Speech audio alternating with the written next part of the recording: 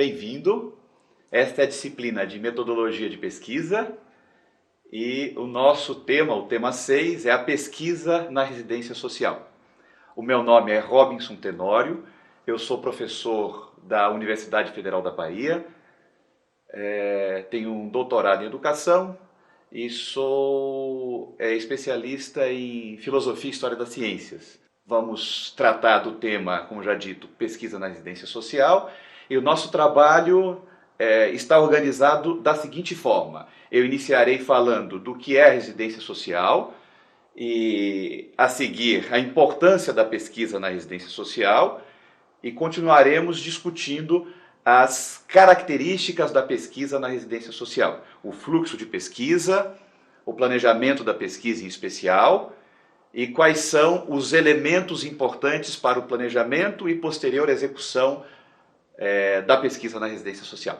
Para iniciar, é importante dizer que a residência social é uma comunidade de práticas, na qual o aluno pesquisador, o aluno residente, ele vai deparar com diferentes atores e saberes, o que implicará numa rede de relações novas e significativas em termos de prática social. Também a residência social permitirá a este aluno articular a ação e a reflexão sobre as práticas sociais, e a residência social, ela representa muito bem o tripé do trabalho acadêmico, do trabalho universitário, no qual estão relacionados ensino, pesquisa e extensão. A residência social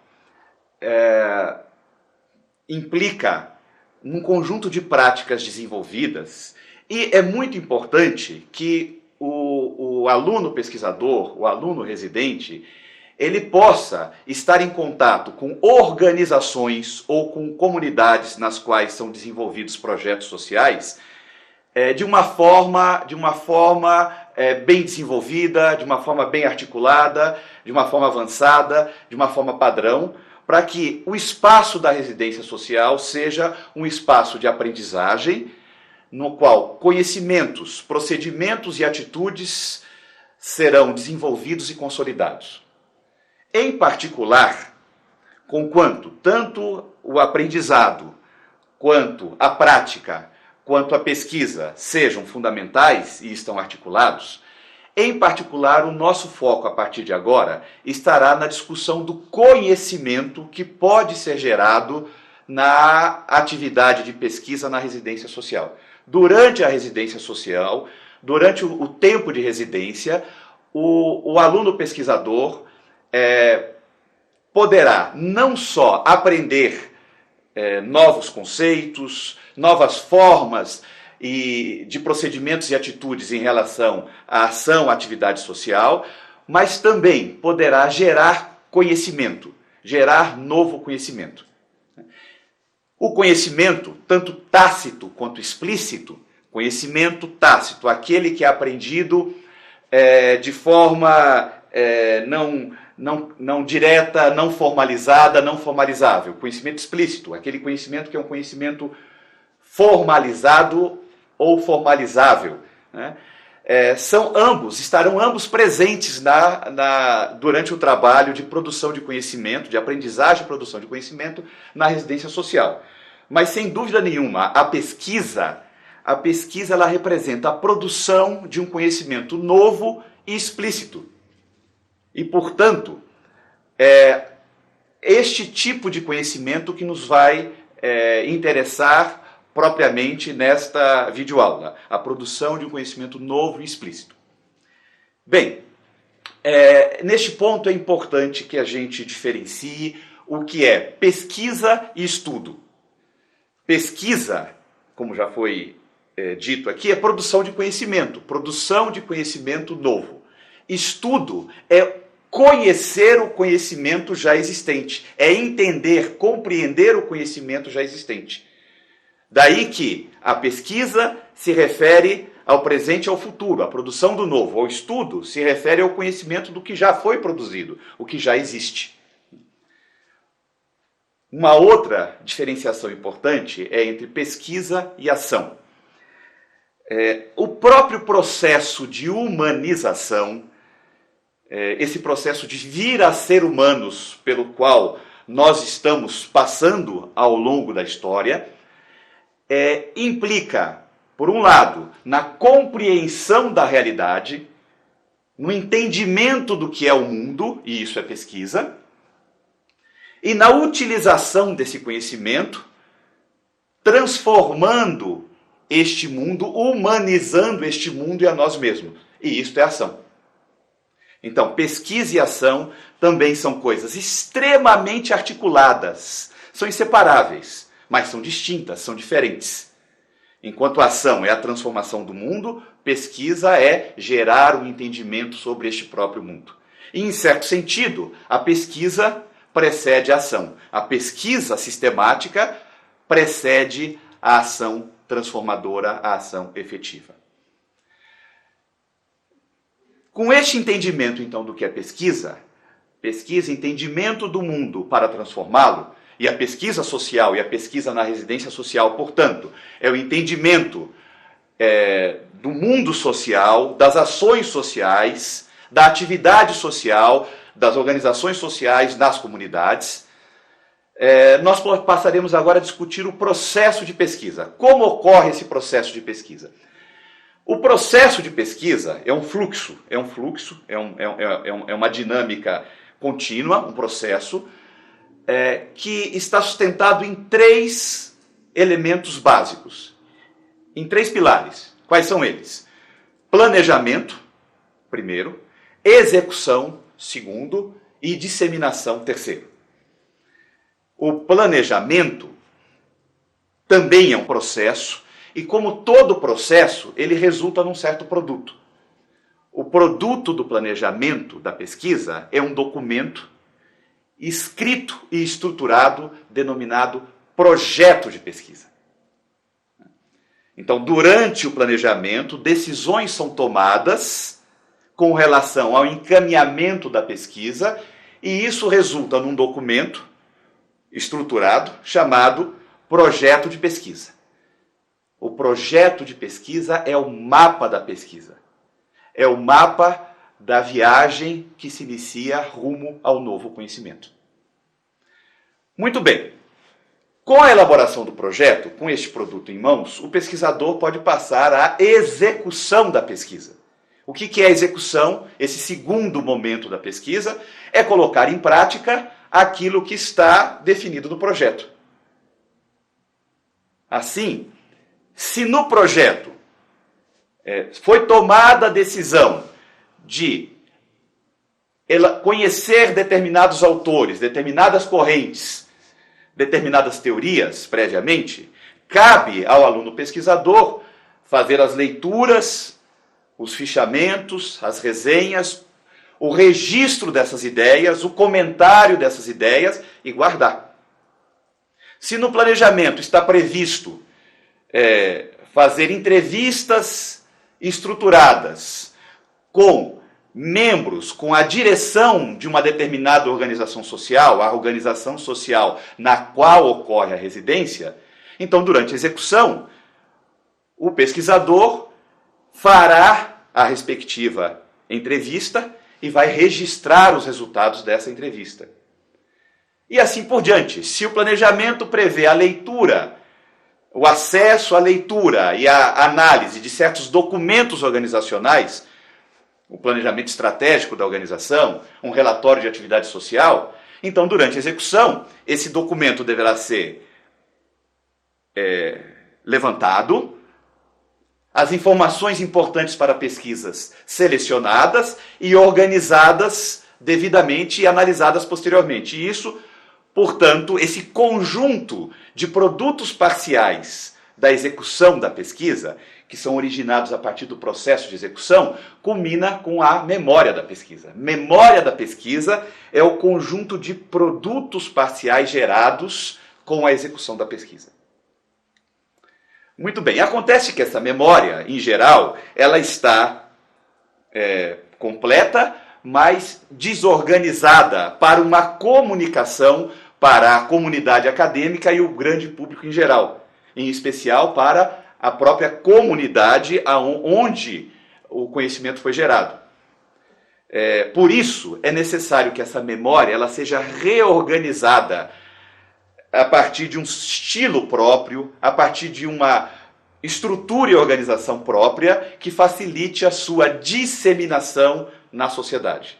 Portanto, disseminação, a terceira etapa do processo de pesquisa, ela se constitui no momento de preparação de um relato, de um relatório, na qual todo o processo de pesquisa é apresentado de maneira estruturada e organizada. Assim, a memória da pesquisa ela precisa ser reorganizada num formato adequado para a comunicação, para que a disseminação possa ocorrer. E esse formato é o relatório de pesquisa. Muito bem, então nós temos o processo de pesquisa constituídos por planejamento, execução e disseminação. As 3 etapas do processo de pesquisa. Em particular, o projeto de pesquisa, como mapa da pesquisa, não só é o primeiro produto do processo de pesquisa, mas também o mais importante, porque todas as outras etapas dependem desta primeira, da elaboração do projeto, que é o planejamento. Assim, eu vou agora me destacar o projeto de pesquisa. Este planejamento prévio à ida a campo, esse planejamento prévio à própria residência social, com o objetivo de pesquisa, com o objetivo de gerar conhecimento. Bem, o projeto de pesquisa deve nascer, como qualquer atividade de pesquisa, deve nascer de uma problemática ou de uma situação-problema real. O que é a problemática ou situação-problema? É uma situação real, existencial, que está associada à vida profissional, acadêmica, pessoal do próprio pesquisador. É preciso que exista alguma coisa na realidade que desafie, que coloque obstáculos, que exija novo entendimento por parte do pesquisador ou da equipe de pesquisadores. E isto é o que a gente chama de situação-problema ou problemática. Ocorre que, em geral, uma situação-problema ela é muito abrangente, ela é muito larga. E por isso, a situação-problema, que é uma situação real, não é o elemento de partida para a organização do projeto de pesquisa. A situação-problema ela precisa ser focalizada, ela precisa ser recortada. Há um trabalho construtivo do pesquisador no sentido de elaborar o problema de pesquisa. Este sim o ponto de partida de uma pesquisa. O que é o problema de pesquisa? É uma construção do pesquisador que nasce da problemática. Por quê? Por que é necessário essa focalização? Por que é necessária essa redução de uma problemática real a uma situação, a um construto bem definido chamado problema? Eu vou trazer para vocês uma metáfora, uma alegoria, um exemplo, né? Todo trabalho humano, e a pesquisa é uma forma de trabalho humano, tem que levar em consideração os recursos disponíveis para a elaboração do trabalho. Recursos, por exemplo, de tempo, período de tempo disponível, orçamentário, quais são os recursos financeiros disponíveis, a equipe e as competências disponíveis, existentes na equipe para elaborar aquela tarefa, e isso vale para a pesquisa também. Por isso que, ao considerar os recursos, determinadas equipes de trabalho poderão se propor objetivos maiores, porque tem mais recursos. Outras equipes deverão se propor objetivos menores, porque tem menos recursos. Se eu tenho recursos limitados, por exemplo, para obter água num poço, eu posso definir um diâmetro de boca de poço e começar a cavar essa terra, né, considerando a ferramenta, o tamanho da equipe e o prazo que eu tenho para cavar este poço. Agora, se eu não tiver um foco, se eu não delimitar precisamente a boca do poço e começar a cavar a superfície da terra, né, de maneira larga, de maneira panorâmica, né, eu talvez até faça um pequeno lago, né? Talvez faça até a área, né?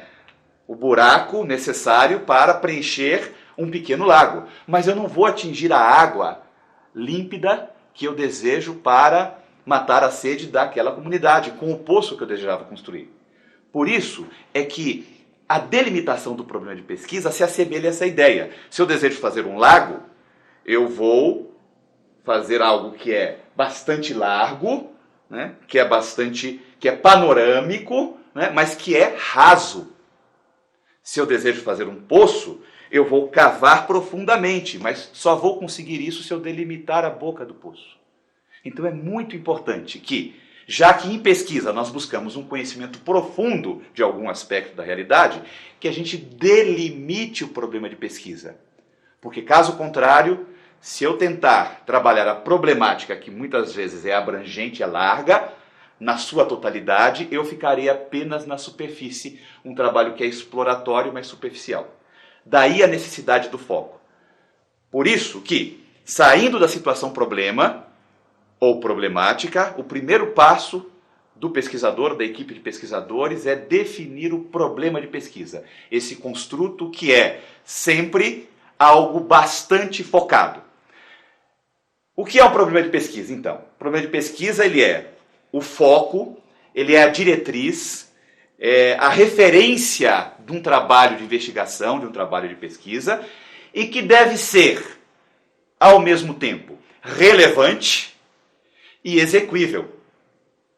A relevância, naturalmente, nasce de uma problemática relevante. Se o pesquisador escolhe uma situação-problema que lhe é importante, que é importante para a comunidade, sua comunidade ou na qual o projeto social está inserido, a relevância da problemática necessariamente transitará para o problema.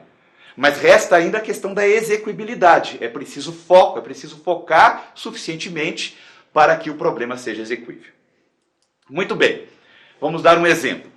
Vamos pensar na seguinte situação-problema que a humanidade vive hoje. Há poucos anos, pela primeira vez na história, a humanidade passou a produzir alimentos suficientes para alimentar toda a população humana. Então nós produzimos hoje alimentos suficientes para toda a humanidade. Todavia, apenas uma parcela dessa população humana, da população mundial, tem acesso a alimentos necessários para suprir suas necessidades alimentares. Ora, essa é uma situação-problema, é uma problemática social, econômica, política, relevante, importante na contemporaneidade.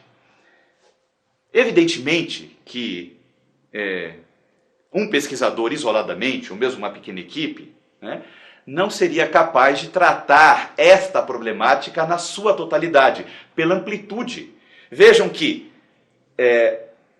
a questão proposta, a questão cujo núcleo temático é a fome, ela tem muitos aspectos importantes, que vão do aspecto propriamente nutricional, né, passando por questões políticas, sociais, econômicas, culturais, religiosas, demográficas, psicológicas. Ora, tantos aspectos não podem ser abordados em profundidade por um pesquisador ou uma equipe. De tal maneira que, para que um trabalho profundo e com a qualidade desejada de investigação seja produzido, é necessário focar. O que é que nós poderíamos fazer neste caso? Ora, a sugestão é pegar um aspecto particular do tema, deste núcleo temático da situação-problema apresentada, que é a fome. E poderíamos, portanto, como exemplo, pegar a questão demográfica. E eu ficaria com a seguinte construção: a distribuição demográfica da fome. Isso mostra um foco muito maior. Falar sobre a fome é falar sobre algo muito grande, sobre o mundo. Né? Falar sobre a distribuição demográfica da fome, de cara mostra que o interesse focou-se na elaboração de um mapa da fome. De um mapa. O objetivo seria elaborar um mapa da fome. Bom, possivelmente ainda para um pesquisador isolado, para uma pequena equipe, né, essa delimitação ainda seria insuficiente para um trabalho com a profundidade desejada, né? Porque se eu digo a distribuição demográfica da fome, eu estou me referindo à fome no mundo todo? Se sim, é praticamente impossível para um pesquisador ou uma equipe realizar tal tarefa, né, tal estudo, já que isso implica numa quantidade de tempo, num orçamento muito grande, numa quantidade de tempo muito grande, numa equipe muito grande, né? Por isso, a ideia seria, por exemplo, no trabalho social, focalizar numa cidade, né? A cidade de Andaraí, no interior da Bahia, na Chapada Diamantina, no interior da Bahia. Ou, mais precisamente ainda, vou sugerir uma pequena vila do município de Andaraí, na Chapada Diamantina, a vila de Igatu, uma pequena vila que fica no interior da Bahia, na cidade de Andaraí, na Chapada Diamantina, e que tem uma história de constituição a partir do ciclo do diamante. Durante o ciclo do diamante, Igatu foi descoberta por conta dos veios de diamante na região, e desde aquele período, então, com a colonização e com a exploração do diamante na região, que Igatu vem tendo uma certa distribuição demográfica de fome, em função de sua economia, em função da população que vive na região, mas que tem se modificado ao longo do tempo. Assim, nós temos até agora a seguinte expressão, o seguinte foco: a distribuição geográfica da fome em Igatu. Como nós dissemos, essa distribuição geográfica de fome em Igatu se modifica em função da história, da organização social, da economia da vila. E, portanto, eu poderia ainda focalizar mais um pouco e dizer a distribuição geográfica da fome em Igatu em 2007. Ora, para a constituição do problema de pesquisa, bastaria agora escolher um pronome interrogativo adequado e formular o problema. Por exemplo, qual a distribuição geográfica da fome em Igatu em 2007? Este é um legítimo problema de pesquisa. Ele é relevante porque pode subsidiar políticas de redução da fome e da miséria na região. Conhecendo-se bem o mapa da fome, pode-se melhor atender as pessoas que têm fome, né?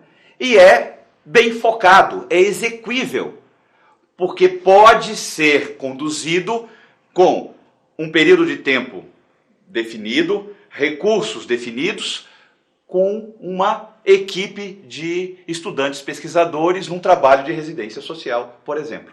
Então, este é um excelente problema de pesquisa. Dessa maneira, de posse de um problema de pesquisa muito bem focado, o trabalho de elaboração do projeto ele se desenrola de forma bem dirigida, porque a partir daí, o pesquisador poderá, definida a pergunta, definido o problema de pesquisa, ou o que é equivalente, o objetivo geral, identificar a distribuição demográfica da fome em Igatu em 2007. Então, a partir daí, o pesquisador poderá levantar a base conceitual necessária para compreender bem este problema proposto. Então, este pesquisador poderá escolher livros, artigos, fontes teóricas bem definidas, porque escolhidas a partir da pergunta de pesquisa, e construir a sua fundamentação teórica, a base conceitual necessária para uma boa compreensão do fenômeno, para uma boa análise dos resultados encontrados em campo. Esta base conceitual a gente pode chamar também, essa fundamentação teórica, a gente pode chamar de estado da arte. O que é o estado da arte? Estado da arte é o conhecimento atual que se tem sobre os elementos constitutivos do problema de pesquisa, sobre os elementos temáticos do problema de pesquisa, né? Uma outra maneira que eu gosto muito de denominar a base conceitual ombros de gigantes. Na verdade, esta é uma metáfora que eu tomei emprestado de Isaac Newton, que no Principia Matemática, obra na qual Isaac Newton estabelece os princípios da teoria universal da gravitação, No prefácio do Principia, Isaac Newton disse que produziu o edifício teórico que produziu porque subiu no ombro de gigantes. Ele se referia a Descartes e a Galileu Galilei. Nós sabemos isso, mesmo ele não tendo nomeado esses autores, mas evidentemente que a partir de uma base de conhecimento gerada por Descartes e gerada por Galileu Galilei, Isaac Newton pôde propor uma teoria universal e fortemente explicativa da gravitação. Newton era um gigante, sem dúvida nenhuma. Então nós temos um gigante que subiu no ombro de dois outros gigantes, fazendo uma coisa enorme e gigantesca. Mas mesmo cada um de nós, né, que somos crianças em termos de produção de conhecimento, somos pequenininhos na produção de conhecimento, podemos valer dessa mesma estratégia. Com uma boa base conceitual, é como se nós subíssemos nos ombros desses gigantes, desses grandes autores, dessas grandes teorias, dessas grandes correntes, que nos ajudarão a compreender a situação definida e analisar os resultados de campos encontrados.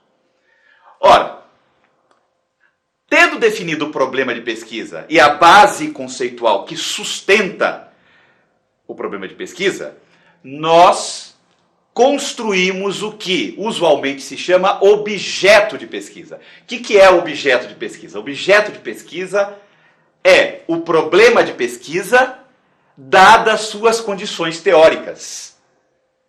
É muito importante não confundir o objeto de pesquisa com o campo empírico, que no caso da residência social, o campo empírico é a organização social ou a comunidade na qual é desenvolvido algum projeto social, né? E é muito importante não pensar que o objeto de pesquisa é apenas o problema, porque bases conceituais distintas permitirão respostas diferentes ao mesmo problema de pesquisa.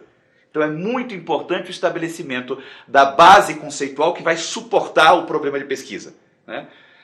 Parafraseando Ortega y Gasset, nós podemos dizer que o objeto de pesquisa é o problema de pesquisa e suas condições teóricas.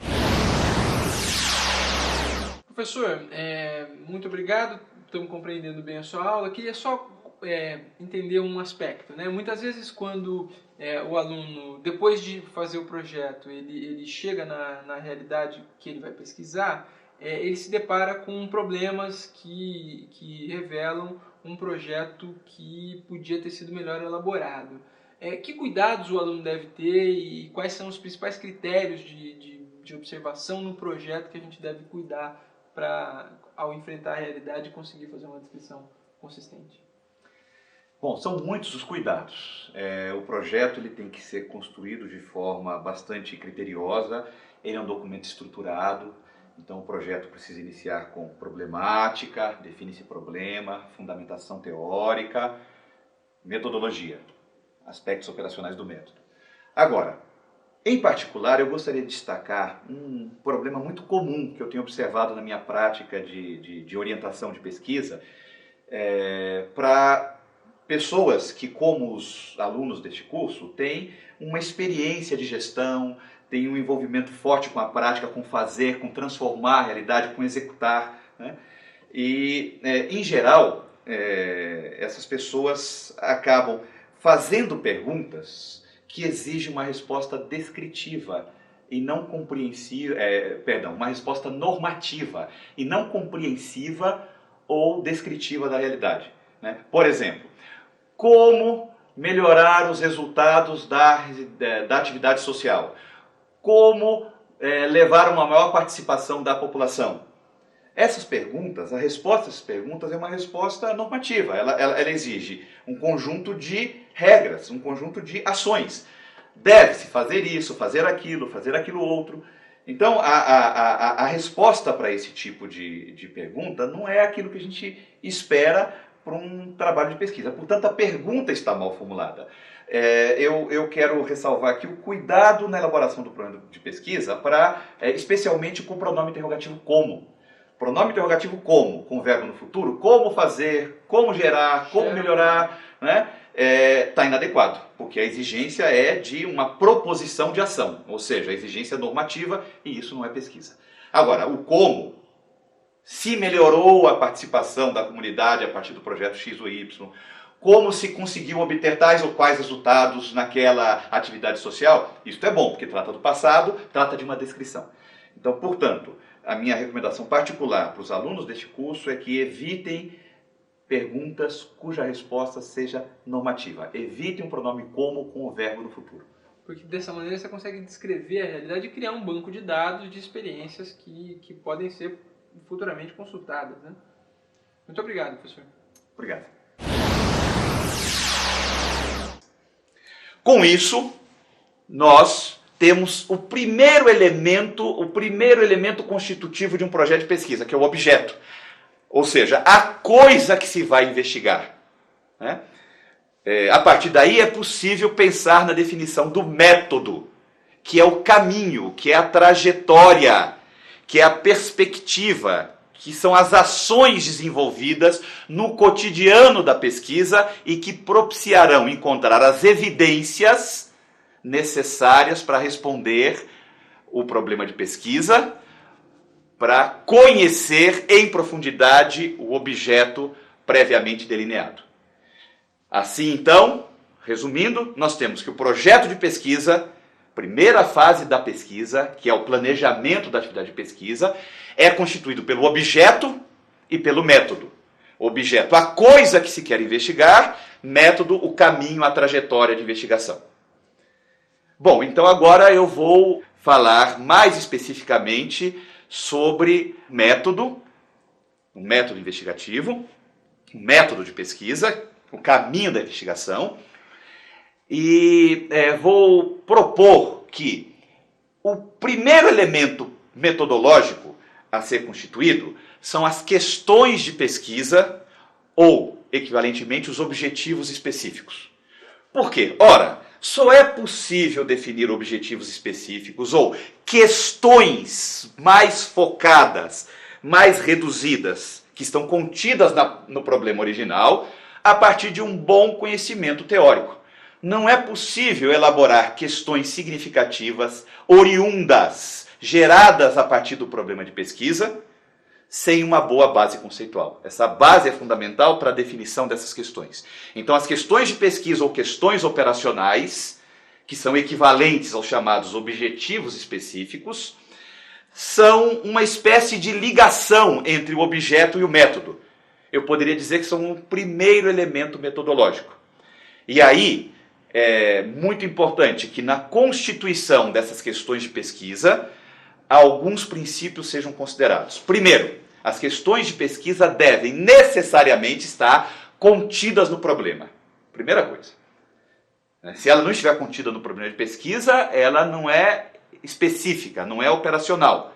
Ela transborda, transcende o que foi proposto inicialmente e, portanto, ela é inadequada ao trabalho. Então, ela tem que estar contida no problema de pesquisa. Segundo, as questões de pesquisa devem ser mutuamente exclusivas. Elas não devem ter grandes áreas ou áreas de intersecção, porque isso significa repetição, significa dificuldade de análise, é preciso que elas sejam exclusivas. Terceiro, que o conjunto das questões de pesquisa procure mapear o problema como um todo, de forma exaustiva. Ou seja, as questões de pesquisa devem ser exaustivas do escopo do problema de pesquisa tratado.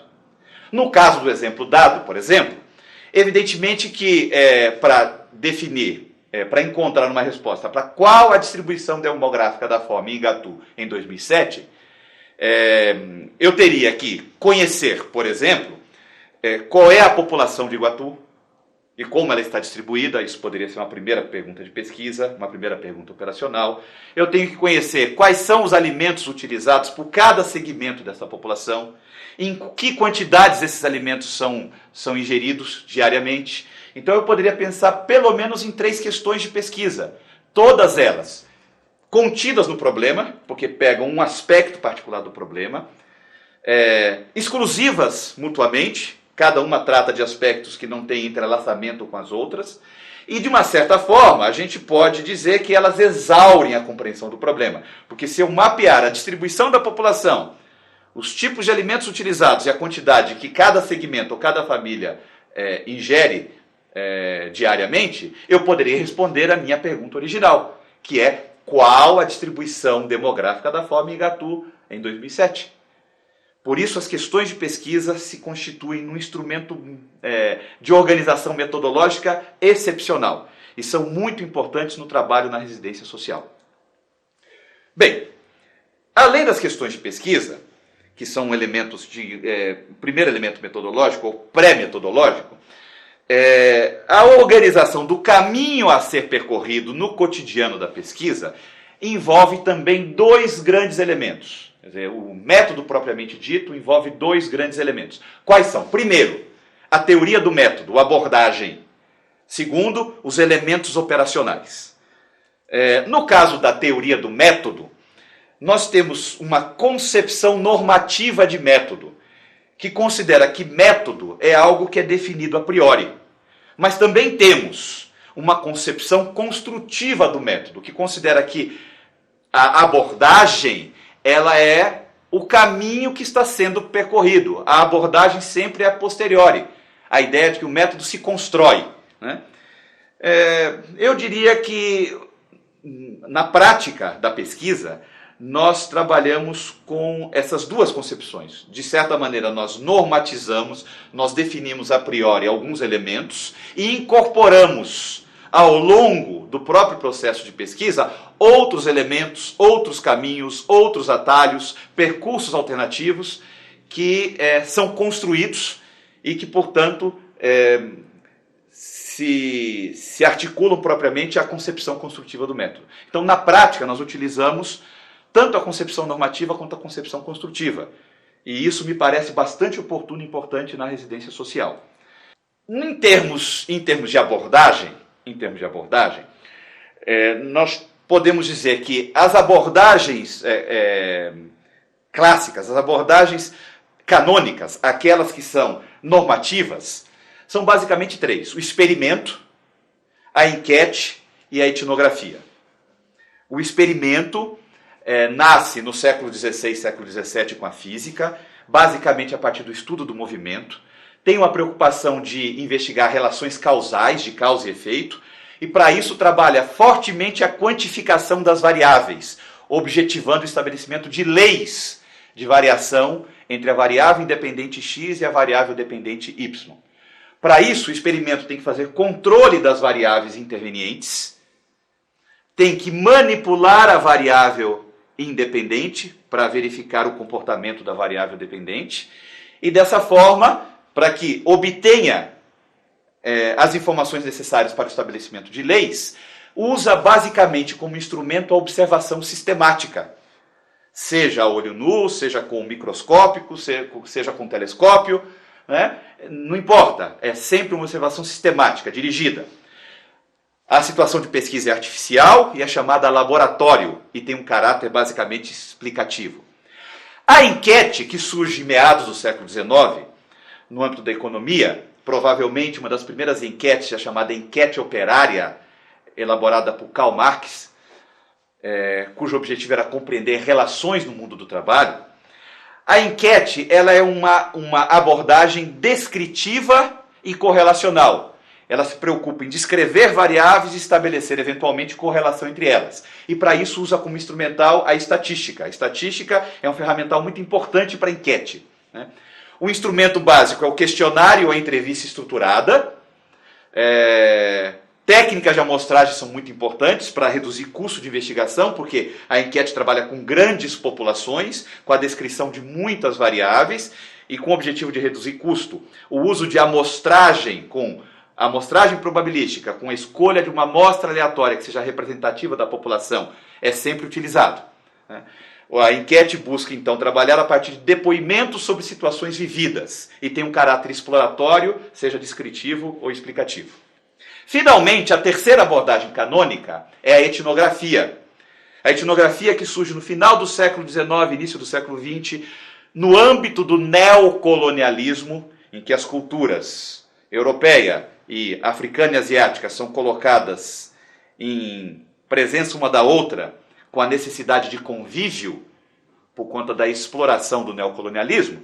Isso faz com que esse aspecto cultural leve a uma uma preocupação, a um interesse na compreensão dos significados sociais que são construídos, que são atribuídos ao mundo por cada uma das diferentes culturas, que são distintos. Por isso, a etnografia ela trabalha com observação em profundidade, com entrevista livre e sempre em situação natural. O seu caráter é compreensivo, não é explicativo, mas é compreensivo. Tem uma frase popular que todo mundo já ouviu, alguns possivelmente já usaram, que diz o seguinte: entendi, mas não compreendi.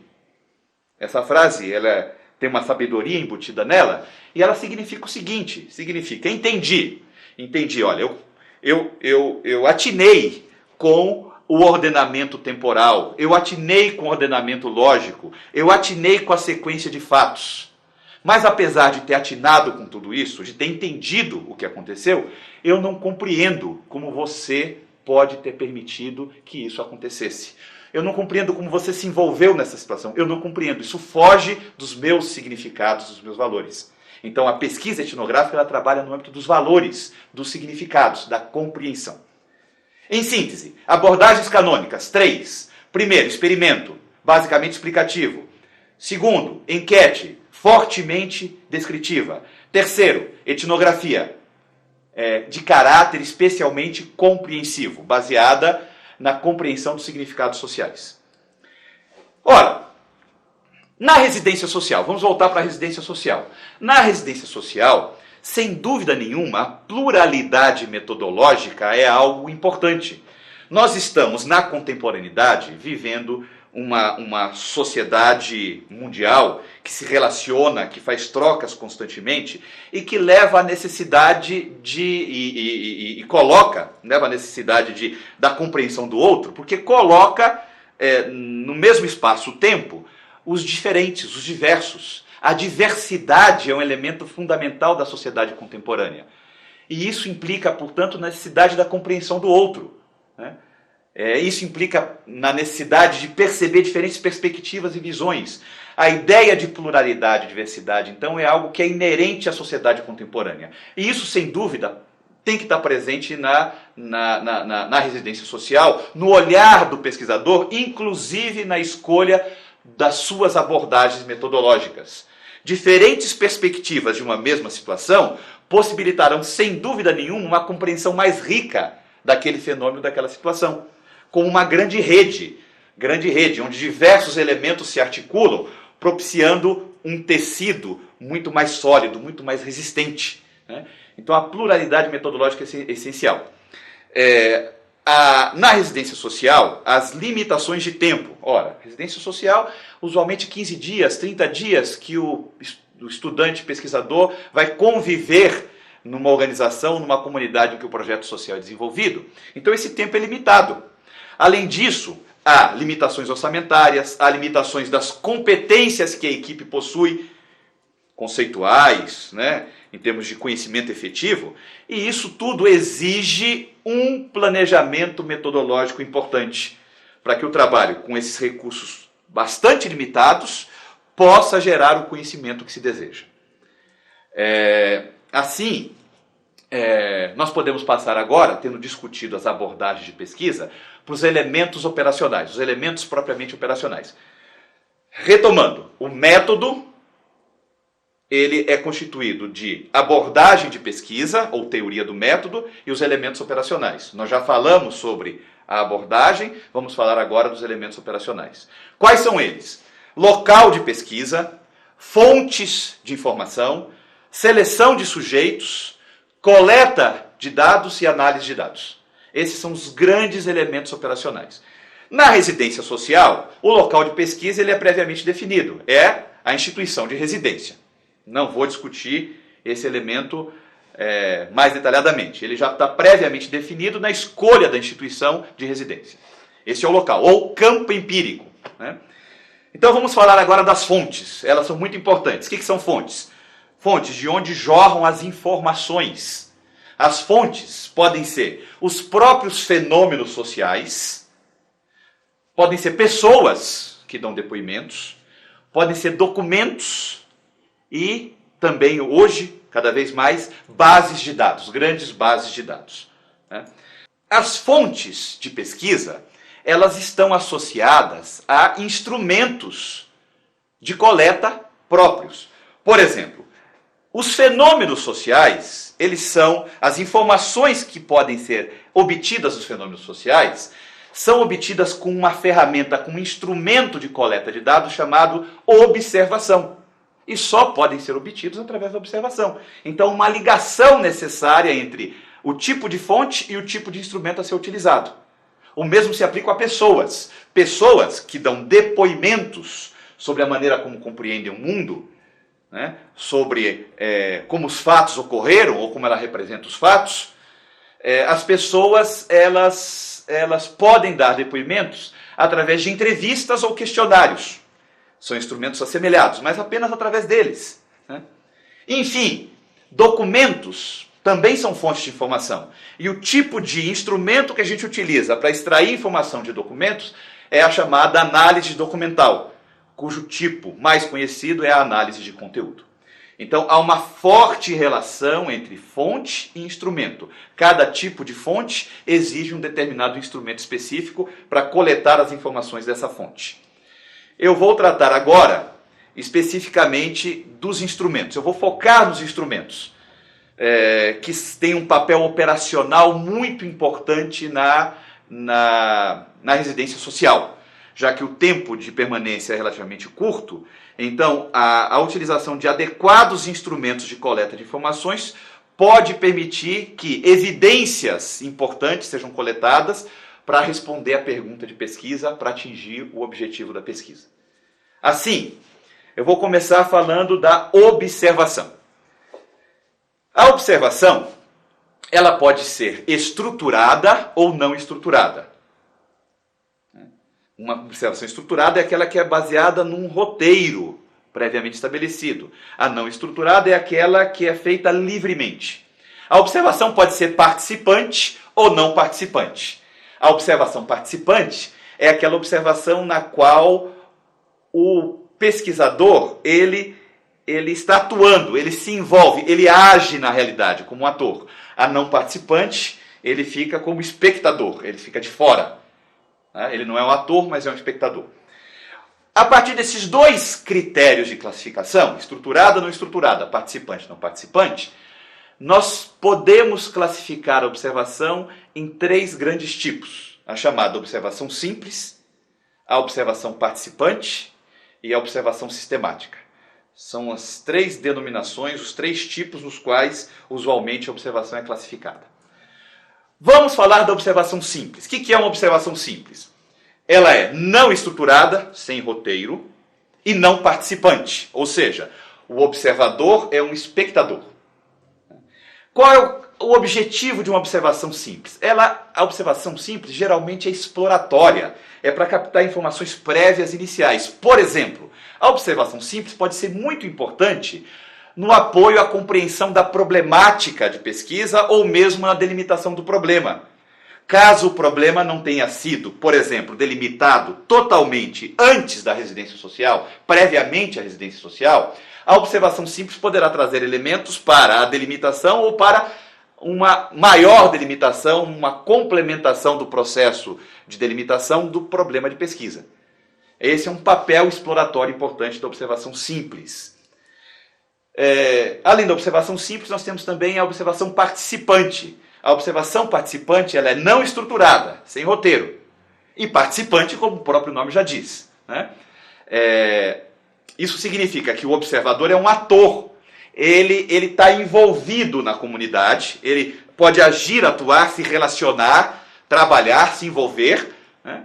Ou ele pode ser um membro da comunidade, atuando como observador participante, e como membro ele é participante, portanto a sua observação será participante, né? E o papel do observador, o papel formal, ele é revelado. A comunidade, os sujeitos da pesquisa sabem que o observador tem um papel formal de coleta de informações para a pesquisa. Com isso, com essa característica, a observação participante pode gerar tensões e disputas. Quanto mais estranho a comunidade for o observador, mais ele poderá ser rejeitado no seu papel de participante.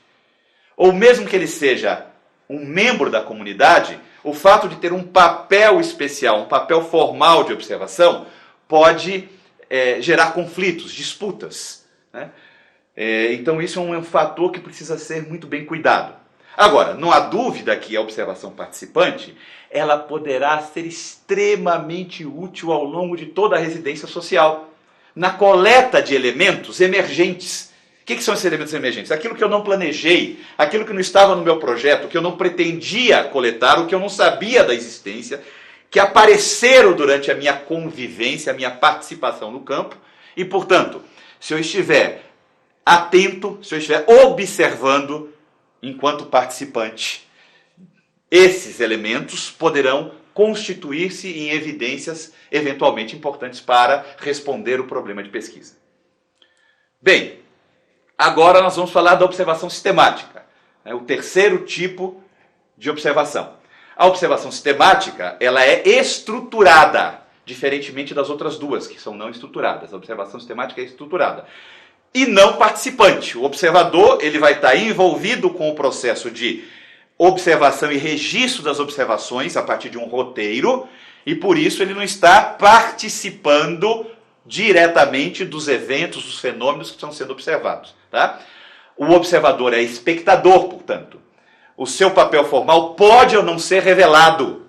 Claro que existem problemas éticos que eu não vou discutir agora, neste momento, mas o papel formal não revelado significa que ele fica externo ao fenômeno, ele não pode ser percebido pelos sujeitos da comunidade.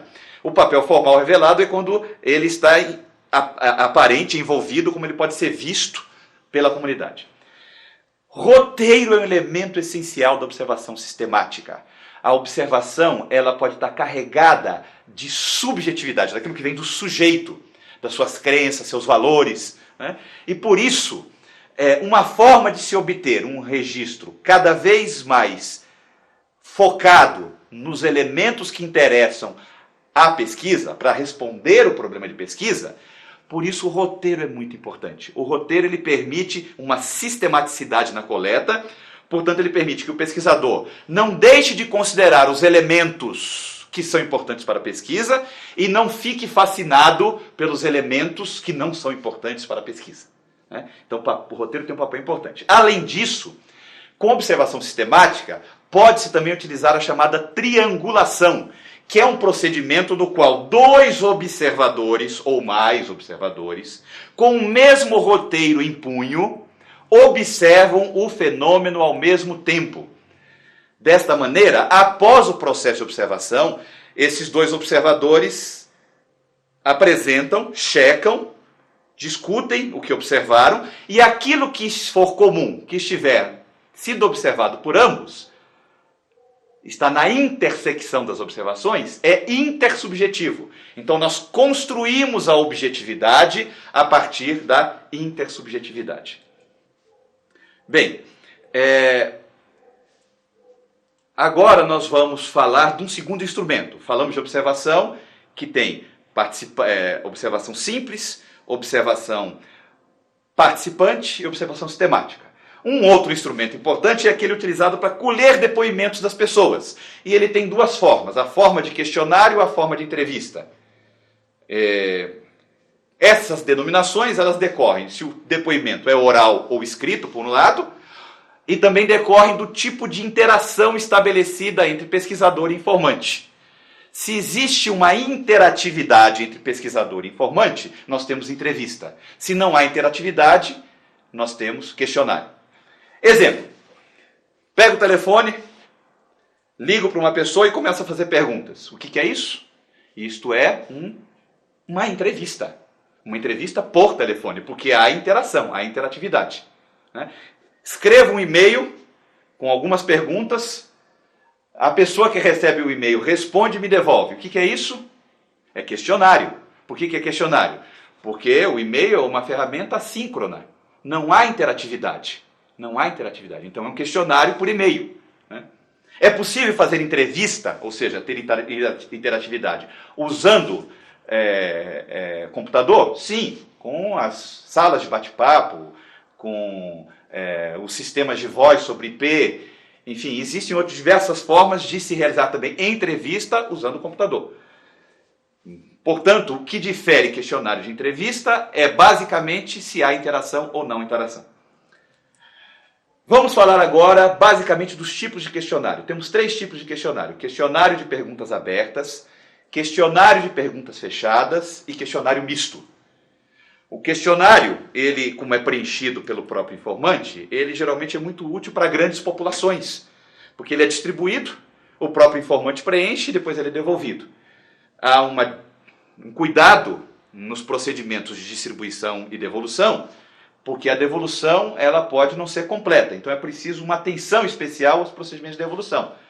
Mas o questionário, ele é preenchido pelo próprio informante e as questões que são propostas no questionário podem ser questões com categorias pré-elaboradas, as caixinhas para serem preenchidas. E essas perguntas são perguntas do tipo fechada, né? Ou com perguntas em que o informante simplesmente vai apresentar a sua resposta por escrito, com o seu vocabulário, com a sua redação, com as suas informações. As perguntas são abertas. O questionário misto é o que tem os 2 tipos. Qual é a vantagem do questionário de perguntas fechadas? Ele é fácil de preencher, fácil de ser tabulado. Muito rápido o tratamento dos dados. Qual a sua limitação? Geralmente ele tem uma maior dificuldade de captar a perspectiva do outro. A informação que me interessa e que muitas vezes, por pré-categorizar as respostas, eu deixo de incluir categorias que são justamente aquelas que são importantes para aquele indivíduo que está respondendo. Por outro lado, o questionário de perguntas abertas, ele é um questionário que dificulta o preenchimento e também a tabulação dos resultados, mas permite que a evidência, a informação, a perspectiva do informante seja registrada, seja informada para o pesquisador. Qual é melhor? Questionário de perguntas abertas ou questionário de perguntas fechadas? Depende do meu objetivo, depende da minha população, depende da situação de pesquisa. O questionário misto, ele pode, desde que a gente utilize perguntas fechadas para elementos descritivos e perguntas abertas para elementos opinativos, ele pode representar o melhor e o pior também dos 2 outros tipos. Vamos falar da entrevista agora. Entrevista também pode ser de 3 tipos: entrevista estruturada, entrevista semi-estruturada e entrevista livre. O que é uma entrevista estruturada? Uma entrevista estruturada é aquela na qual há um roteiro prévio. As perguntas são previamente definidas e ordenadas. A semi-estruturada tem apenas grandes tópicos de interesse e o entrevistador deve manter o entrevistado dentro do tópico. Deve manter o entrevistado informando elementos relacionados ao tema proposto no tópico. Cabe ao pesquisador encerrar o tópico quando as informações importantes foram ofertadas. E a entrevista livre? A entrevista livre ela propõe um grande tema.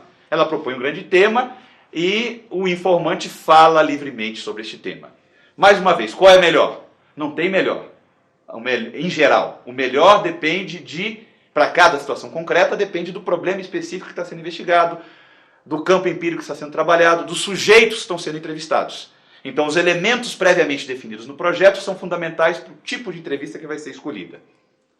Bom, o último tipo de entrevista que nos interessa particularmente para a pesquisa social é o grupo focal. O grupo focal é uma entrevista coletiva, na qual o pesquisador, que tem um papel de moderador de um grupo, reúne por volta de 8 a 20 pessoas e organiza o trabalho de forma a colher os depoimentos que nascem das convergências e divergências do debate que surge a partir de um roteiro, de uma sequência de temas de forma estruturada ou semi-estruturada, previamente preparada pelo moderador pesquisador. O planejamento no grupo focal é essencial. Local, tempo, relator, escolha dos sujeitos, dinâmica de relacionamento, roteiro e negociação dos resultados são essenciais. Muito bem, agora nós podemos encerrar em síntese.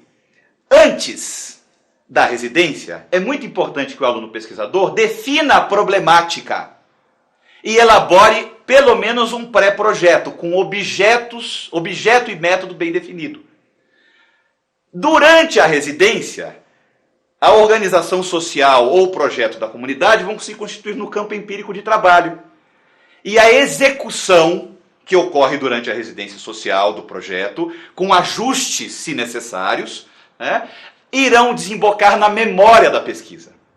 Depois da residência, o estudante pesquisador então pode organizar essa memória apresentando o relatório final. É isso aí, gente. Muito obrigado.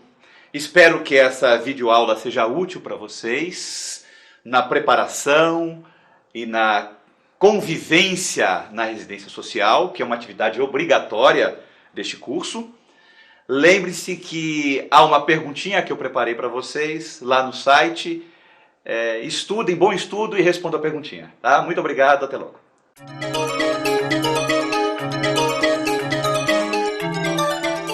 Concluindo a sua aula e aproximando esse conteúdo da realidade aí dos nossos alunos, né, quer dizer, que vão fazer a residência como atividade obrigatória para a sua conclusão de curso, de que modo a sistematização da atividade do trabalho de residência social pode apoiar a efetiva realização do trabalho dessas pessoas no futuro, assim que terminarem o curso, ou muitos mesmo durante o curso. Como que essa sistematização pode ajudar na atividade prática dos alunos? Bem, houve um tempo, nos primórdios da modernidade, nos primórdios da industrialização, em que a oferta gerava a demanda. Na medida em que a industrialização era nascente, trazendo produtos até então desconhecidos do mercado, na medida em que esses produtos eram apresentados, eles eram rapidamente absorvidos, porque havia uma carência, né? Então, a demanda era produzida pela própria oferta. Tudo que era ofertado era comprado, era adquirido. Depois de um certo tempo em que a competição ela se acirrou, né? Notadamente a partir do século XX, né? Depois da segunda Revolução Industrial, e mais acentuadamente agora, né? Com a terceira Revolução Industrial, a Revolução Informacional, o que nós temos é que essa relação mudou, né? O foco passou a estar colocado no cliente. Na verdade, é importante produzir tendo em mente, considerando o cliente. Mais recentemente, essa própria ideia de foco no cliente, ela tem sido questionada, discutida, porque o foco no cliente representa aquilo que eu considero que o cliente deseja. E por isso, eu acredito que hoje a ideia mais importante nessa relação de oferta e demanda de serviços é o foco do cliente. É conhecer o cliente, conhecer as demandas do cliente, né? Então é preciso ouvi-lo, é preciso conhecê-lo e preciso ouvi-lo. Ora, é isso que a residência social propicia. Propicia um mergulho numa realidade que as instituições que patrocinam esse curso têm interesse e pretendem interferir, expandir como um mercado de oferta de serviços também. E por isso é muito importante que se conheça esse público, que se conheça essa realidade, que se conheça essa comunidade. E a residência social é um locus por excelência para o conhecimento dessa realidade. Perfeitamente. Muito obrigado, professor.